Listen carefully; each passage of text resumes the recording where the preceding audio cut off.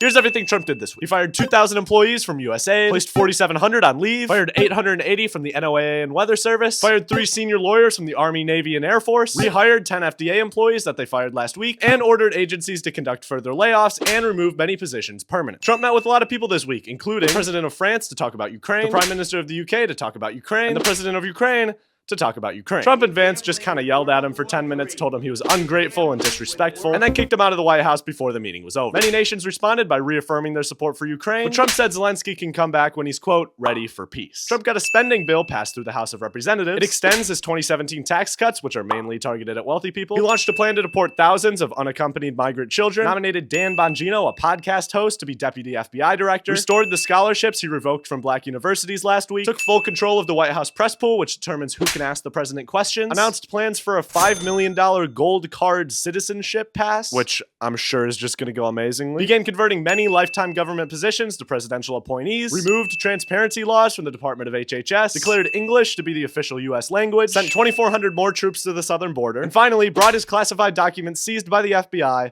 back to Mar-a-Lago. In other news, 21 employees resigned from Doge in protest this week. The U.S. voted against a UN resolution condemning Russia for invading Ukraine, and the chief of the U.S. Forest Service resigned in protest. Now for our trackers. Inflation is at 3%, up 0.1 from last month. Eggs are $8.05 and about steady from last week. Gas is at $3.10, down 5 cents from last week. And Trump only went golfing 1 time this week. The country is now safe. So more firings, more deportations, and a shit ton of yelling at people.